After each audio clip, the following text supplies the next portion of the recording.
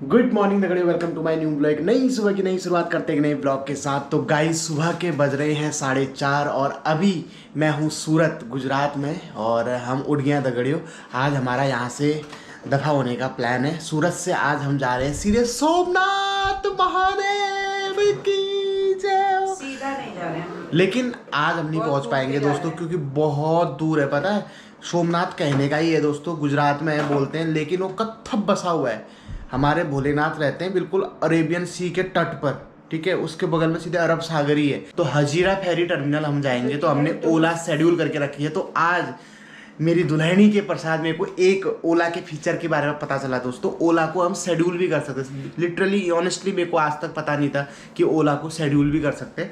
मतलब उसमें ऐसा होता है जैसे सुबह के 5 बजे आपको जाना है तो आप शाम से उस राइड को बुक कर सकते हैं, शेड्यूल कर सकते हैं। तो ठीक उतने बजे वो ड्राइवर तुम्हारे वहाँ आ जाएगा।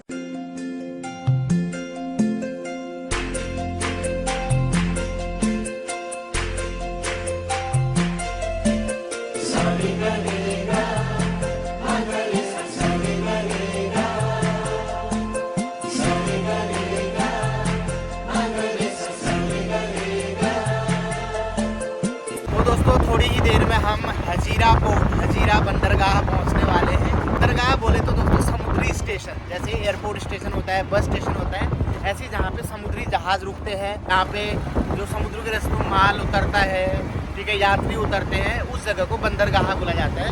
तो हजीरा पोर्ट से हमारी आज फेरी है जो कि हमें छोड़ेगी घोगा में, होगा ना, घोगा पोर्ट पर। हजीरा पोर्ट से घोगा पोर्ट के बीच में आज हमारी यात्रा रहेगी। और हजीरा पोर्ट का संचालन पता है कौन करता है? अडानी करता है दोस्तों।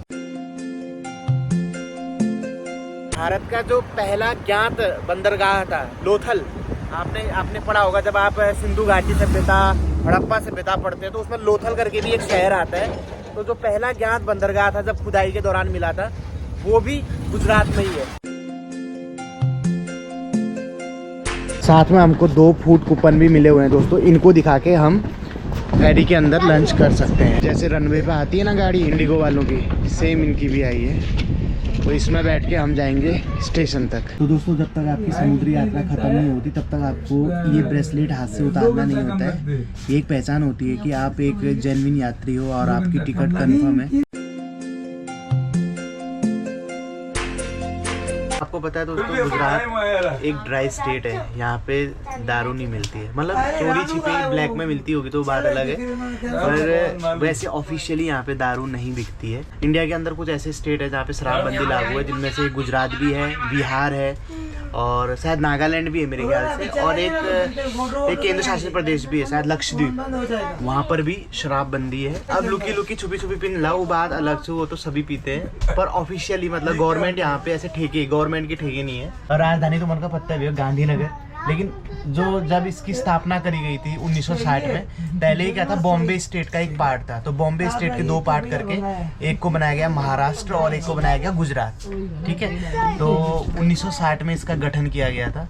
तो गुजरात की जो राजधानी है वो गांधीनगर है, लेकिन जब इसकी स्थापना हुई थी तो उस समय पे इसकी राजधानी थी अहमदाबाद, जो कि गुजरात के सबसे बड़े शहर में से एक है और इसे मैनचेस्टर ऑफ इंडिया भी कहा जाता है। आपने पढ़ा होगा। एक बात और मैं आपको बता दूं, अगर आप अपनी कार लेके गुजरात घूमने आए हैं, बाइक लेके, ट्रक, बस लेके भी आए हैं ना, तब भी आप इसकी सवारी कर सकते हैं। मतलब आप अपनी कार को सीधे शिप के अंदर डाल सकते हैं, इतनी जगह है यहाँ। तो दोस्तों जैसे फ्लाइट में चढ़ने से पहले बोर्डिंग पास दिखाना जरूरी होता है, वैसे ही फेरी में जाने से पहले, फेरी में चढ़ने से पहले ये ब्रेसलेट दिखाना बहुत जरूरी होता है। तो ये इनका बोर्डिंग पास है, ठीक है। पास से एक बार दिखाना होता है, पूरे टाइम पे हाँ, और बोर्डिंग पास को सिर्फ बैठने तक दिखाना पड़ता है। ये तो पूरे टाइम कभी भी चेक हो सकता है। जो वर्तमान राजधानी है गुजरात की वो है गांधीनगर, ठीक है। लेकिन जब गुजरात स्टेट बना था, ये बॉम्बे स्टेट से अलग हो गए, तो उस समय गुजरात की राजधानी थी अहमदाबाद, ठीक है। और 1970 में,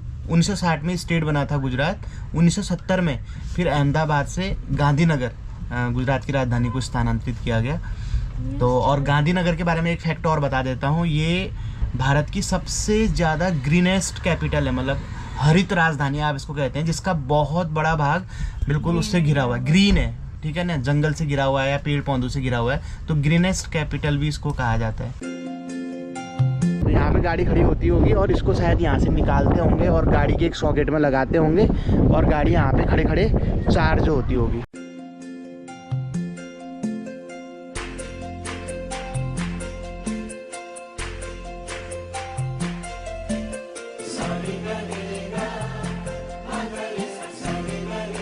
ये देखो दोस्तों, इतने बड़े बड़े ट्रक है, ये सब जहाज के अंदर फिट हो गए हैं। ये सब टूरिस्टों की गाड़ियाँ हैं गाड़ियों। जहाज के अंदर का नज़ारा ये आप देख सकते हैं, किसी होटल से कम नहीं लग रहा है।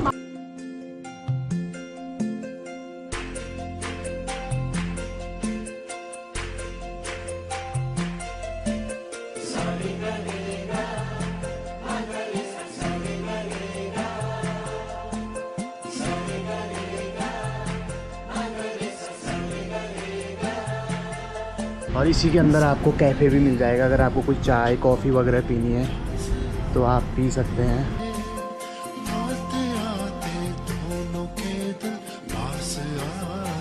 तो दगड़ियों 1700 रुपये शीट हुई हो, 1700, 3400। हजीरा पोर्ट से हमारी जो जर्नी है वो रहेगी घोघा पोर्ट तक। घोघा हमारे कुमाऊनी में मक्के को बोला जाता है घोघा, लेकिन यहाँ पे जगह का नाम है घोघा। इससे पहले तक मैं यही समझता था दोस्तों कि घोघा सिर्फ भुट्टे को बोला जाता है हमारे पहाड़ में। घोघा नाम की एक जगह होती है, ये आज पता चला। एक घोंघा भी होता है, घोंघा। घोंघा शायद कोई कीट पतंगा होता है या कुछ होता है, घोंघा। और एक होता है घेंगा, घेंगा रोग, जो कि किसी कमी से होता है। कौन सी विटामिन की कमी से होता है, कमेंट बॉक्स में ज़रूर बताना। आयोडीन की कमी से। ये my bold and beautiful wife. सही बात है, आयोडीन की कमी से होता है घेंगा रोग। जो हमारे पहाड़ में बोलते हैं ना कि गले में गान हो जाएगा, वो आयोडीन की कमी से होता है दोस्तों। और आतला हम नकार सोच हैं वो जो फूफू न करन वीक होगा पे।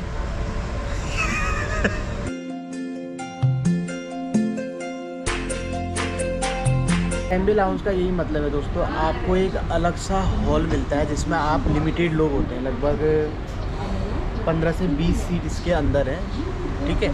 और काफ़ी कंफर्टेबल रहता है, बिल्कुल एसी वाला रूम आपको मिलता है, ठीक है। और आप इजीली अपना सफ़र कर सकते हैं सोते सोते बैठते बैठते। ये सीट बेसिकली उनके लिए होते हैं जो बिजनेसमैन होते हैं, बड़े बड़े लोग होते हैं जिनका ऑफिशियल काम रहता है, मीटिंग होती हैं कि चलते चलते सफ़र में मीटिंग कर लेते हैं, जैसे हमारे मोदी जी करते हैं ना, हवाई जहाज़ में मीटिंग कर लेते हैं, बस सेम वही चीज़ होती है। ज़्यादा हल्ला गुल्ला नहीं होता है, तो इस वजह से लोग इस सीट को प्रेफर करते हैं।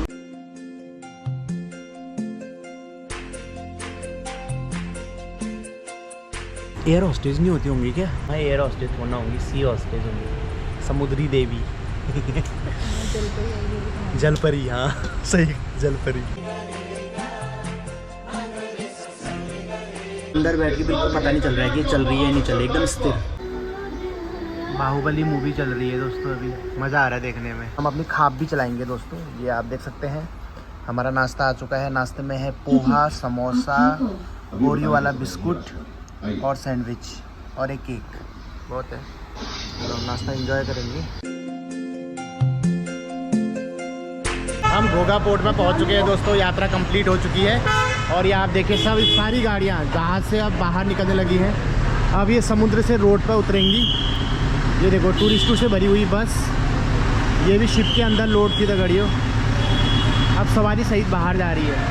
फॉर्चुनेटली हमको बिल्कुल बाहर निकल के बस मिल गई भावनगर की, वरना मेरे को तो बहुत ही ज़्यादा टेंशन हो रही थी क्योंकि पब्लिक ट्रांसपोर्ट यहाँ पोर्ट के पास अवेलेबल नहीं होता, बट हम लोगों को बस मिल गई, थैंक्स। अब हम भावनगर जाके भाव खाएंगे। पहली बार तुमने कुछ काम किया आज। भावनगर का शायद मुनाफ पटेल भी शायद भावनगर का भरूच का है। और मैं आपको बता देता हूँ गुजरात की कुछ फेमस पर्सनैलिटी दगड़ियों, मुनाफ पटेल भी शायद गुजरात के ही हैं। क्रिकेट जगत से रविंद्र जडेजा हो गए, अजय जडेजा हो गया, और कौन कौन है गुजरात से? मोदी जी। मोदी जी तो है ही भाई, अमित शाह, ठीक है। और सरदार वल्लभ भाई पटेल जो कि लौह पुरुष के नाम से जाने जाते हैं, जिनके नाम से स्टैचू ऑफ यूनिटी बना हुआ है, ठीक है। और महात्मा गांधी जी, वो भाई गुजरात के ही पुत्र हैं, यही उनकी जन्मस्थली है। अंबानी भी गुजरात के, और नीरव मोदी सबसे फेमस। अब घूंगा पोर्ट से हम जा रहे हैं भावनगर को। भावनगर से हमने एक बस की बुकिंग करा रखी है, वो भी मतलब गुजरात की है, गुजरात रोडवेज की बस है वो। तो हमने कहा पहली टिकट करा लेते हैं। यहाँ बस और फेरी एकदम से भर रही है, तो वो भावनगर से जाएगी कहाँ, सोमनाथ के लिए। तो हम रात 8:30-9 बजे सोमनाथ 9 बजे पहुँचेंगे और वहाँ जाके हम लेंगे होटल। और कल सुबह हम महादेव का आशीर्वाद रहा, कृपा रही तो सोमनाथ महादेव के दर्शन करेंगे। बोलो सोमनाथ महादेव की जय।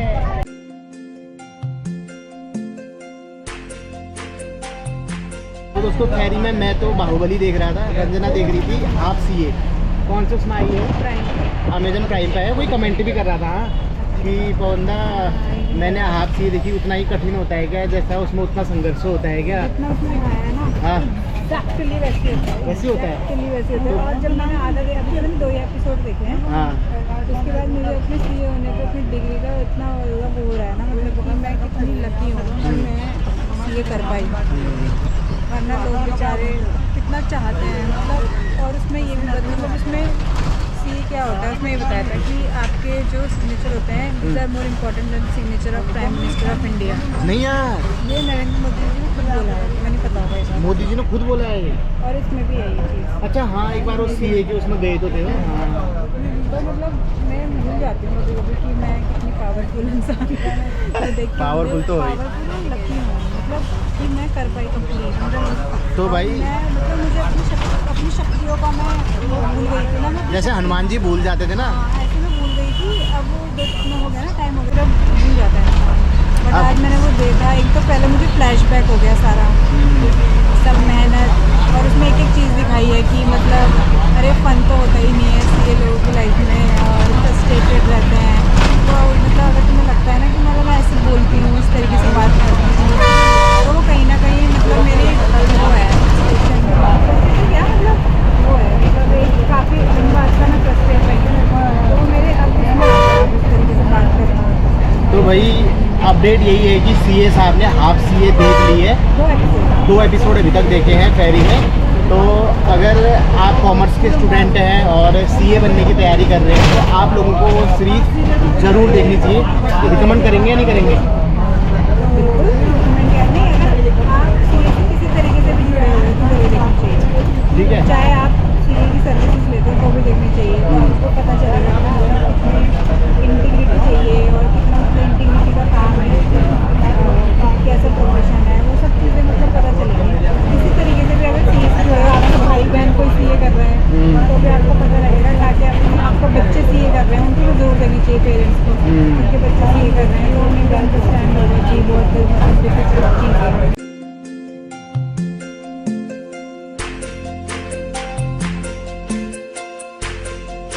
तो गाइस भावनगर बस अड्डे पर हम पहुंच चुके हैं। या आप देख सकते हैं गुजरात स्टेट ट्रांसपोर्टेशन की बसें यहाँ पे लगी हुई हैं और 3 बजे हमारी यहाँ से बस है सोमनाथ के लिए। बहुत दूर है यार सोमनाथ। तो फाइनली गाइस सोमनाथ के लिए हम बस में बैठ चुके हैं। अच्छा किया रंजना ने पहले से टिकट बुक करा ली थी। तो गुजरात की रोडवेज में हम बैठे हुए हैं दोस्तों, इसलिए की है गुजरात की रोडवेज। सीट हमारे वहाँ की रही है और बसों का ढांचा भी हमारी तरह है। भाई ऊपर भी मच्छरदानी सी लगी है, ये सामान रखने वाला है दोस्तों, ये थोड़ा सा अलग है। और ड्राइवर के लिए अलग से ये भी बना हुआ है।